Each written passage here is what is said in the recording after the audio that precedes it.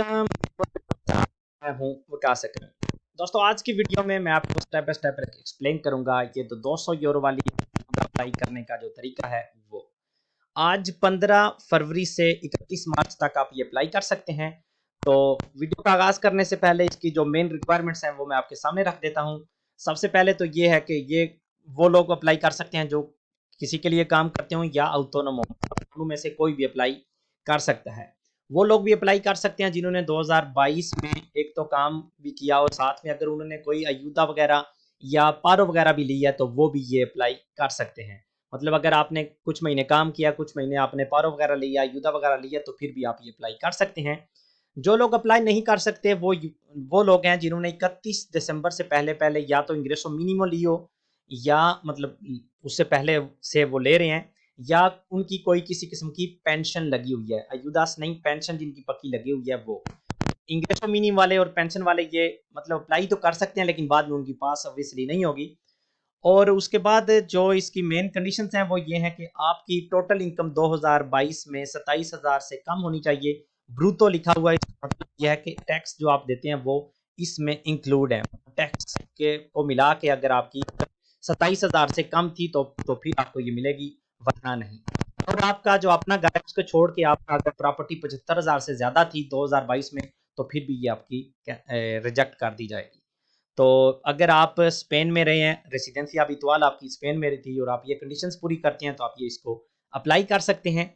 तो आइए मैं आपको बताता हूं कि आप ये कैसे कर सकते हैं। तो सबसे पहले हमेशा की तरह गूगल पे हमने लिखना है सोलिसितार नुएवा ayuda 200 euros और यहाँ पे दो ऑप्शंस आएंगे। हमने जिस पे नुएवा लिखा हुआ है बड़ी एबीसी में उसके ऊपर क्लिक करनी है, जिसके ऊपर ayuda दे लिखा हुआ है वो नहीं, नुएवा जहाँ पे नुएवा लिखा हुआ है इसके ऊपर क्लिक करते हैं तो ये पेज खुल के आ जाएगा। यहाँ पे भी हमें वही इंफॉर्मेशन दे रहे हैं कि इस डेट से इस डेट तक आप अप्लाई कर सकते हैं, ये लोग अप्लाई कर सकते हैं फिला फिला। तो यहाँ पे जरूरी एक चीज ये है कि आपके जहन में हो कि आपके पास डिजिटल सर्टिफिकेट या क्लावे होना लाजमी है, उसके बिना ये अप्लाई नहीं होगी। तो मेरे पास अगर वो है तो मैं यहाँ पे क्लिक करता हूँ और यहाँ पे क्लावे के लिए अगर आप क्लावे के साथ एंटर होंगे तो ऊपर वाले पे, लेकिन क्यों मैं डिजिटल सर्टिफिकेट के साथ हूँ तो ये नीचे वाले पे। तो यहाँ पे ये मुझे कह रहा है अपनी सारी दातोस लिखो। दातोस भी इतनी ज्यादा नहीं यहाँ से मांग रहा, सिर्फ जो अप्लाई कर रहा है उसका नीफ, apellidos, nombre और टेलीफोन नंबर। टेलीफोन नंबर 2 बार लिखना होगा, एक बार लिखेंगे तो दोबारा लिखना होगा। ईबान नंबर मतलब आपका इंटरनेशनल बैंक अकाउंट नंबर, जो आपकी कॉपी पे बैंक की कॉपी पे होगा, एप्लीकेशन पे जो भी ईबान नंबर होगा आपने वो यहाँ पे लिख देना है। आमतौर पे ये होता है। यहाँ पे नीचे आपने करना है कि आपने 2022 में सिर्फ काम किया है ऑटोनोमो किसी के लिए या आपने कोई पारो वगैरह भी ली है। तो अगर सिर्फ काम किया तो ऊपर वाला, अगर कोई पारो वगैरह या अयुदा लिया तो दोनों पे आप कर दें, लेकिन अगर आपने सिर्फ पारो अयुदा लिया तो सेंटर वाले पे कर दें। और नीचे वाले पे आपने करना लाजमी है कि आप आम मतलब रहे भी स्पेन में ही है। नीचे कर लेते हैं कि आपका एड्रेस कौन सा था, तो एड्रेस में आपने tipo de villa का ये अवनीदा जो भी आपका वो लिखना है, यहाँ पे उसका नाम लिखना है। tipo de numeración आमतौर पे नंबर होता है तो यहाँ से ढूंढ के आपने número यहाँ पे करना है। जब आप यहाँ पे नुम करेंगे तो उसके बाद यहाँ पे आपका नंबर लिखना है आपने। अगर आपका ये है ब्लॉक के पोर्ताल एस्कालेरा तो ठीक है, वरना डायरेक्ट अपना प्लांता और पुerta लिख दें। यहाँ पे भी कोई की जरूरत नहीं होती।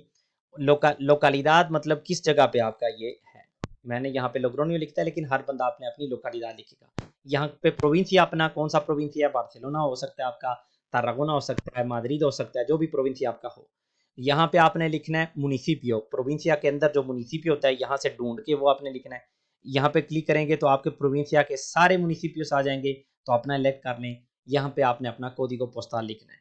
सिचुएशन de inmueble यहाँ पे अगर आप क्लिक करते हैं तो हमें ये 4 ऑप्शंस नजर आ रहे हैं।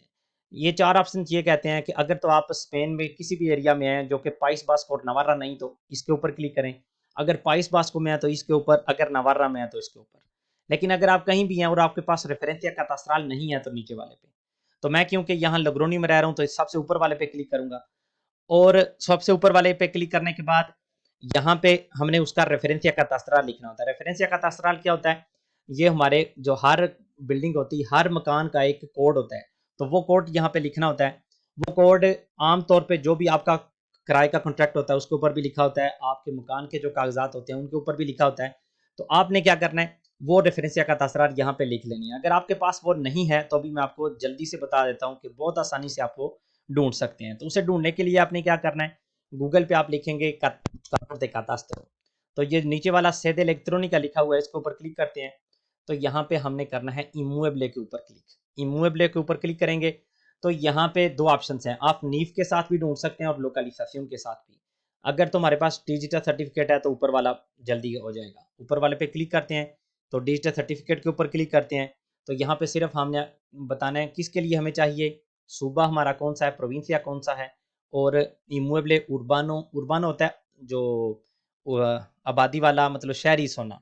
तो अगर आप किसी भी सिटी में रह रहे हैं तो आप उर्बानोस यहाँ पे काट देंगे और उसके बाद करेंगे दातोस। सिर्फ ये करने के बाद आपका यहाँ पे रेफरेंसिया कतास्ट्रल आ जाएगा, इसको आपने कॉपी कर लेना है।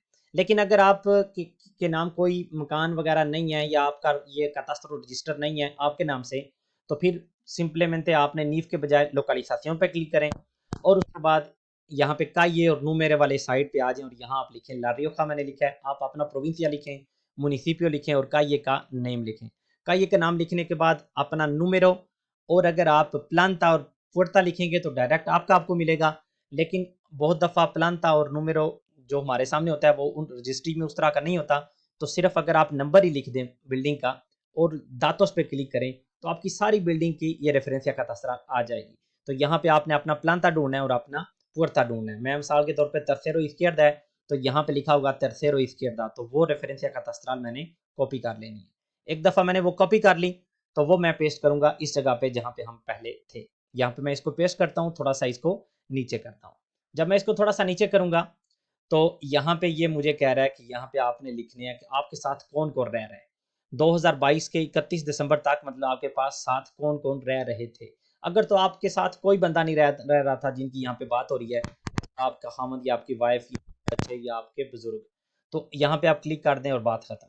लेकिन अगर आपके साथ आपकी फैमिली या आपके बच्चे थे तो यहाँ पे डायरेक्ट हर एक का आपने नीफ नंबर लिखना है और उसका अपीद और नंबर लिखना है। ये सब लिखने के बाद यहाँ पे क्लिक कर दें डिक्लारो बाjo mi responsabilidad que los datos son correctos, कि जो कुछ भी मैंने यहाँ पे बताया वो बिल्कुल सच है, और वालीदार कर देना है, मतलब ओके कर देना है। जब आप ओके करेंगे तो यहाँ पे हमें बताएगा कि आपकी ये रजिस्ट्रेशन सही है या नहीं।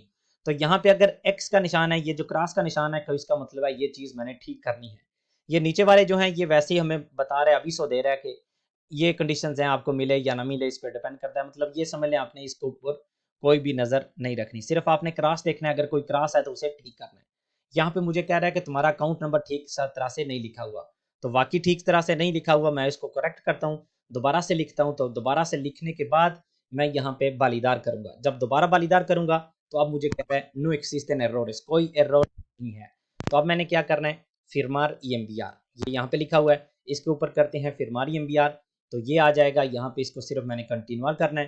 कंटिन्यूआर करने के बाद यहाँ पे कॉन्फर्म के ऊपर क्लिक करनी है और फिरमार ईएमबीआर करना है। जब मैं कॉन्फर्म फिरमार ईएमबीआर करूंगा तो ये खुल के आ जाएगा पीडीएफ, जिसके ऊपर मेरी वेरिफिकेशन है, कोड वेरिफिकेशन कोड है, एक्सपीरियंस है, डेट है, जिस डेट या जिस टाइम को मैंने किया है, मेरा नीफ और नाम।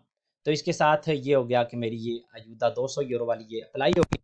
अब एक महीने में, डेढ़ महीने में जब भी उन्होंने मतलब जमा करवानी, 31 मार्च के बाद ही उन्होंने भेजनी है। तो जब आपको भेजनी मतलब होंगी वो आपके अकाउंट में आ जाएगी। तो ये थी हमारी आज की वीडियो, उम्मीद करता हूँ आपको पसंद आई होगी। अगर वीडियो पसंद आए तो लाइक्स करने में कंजूसी मत कीजिएगा। मिलते हैं अगली वीडियो में इंशाल्लाह, तब तक के लिए अल्लाह हाफिज़।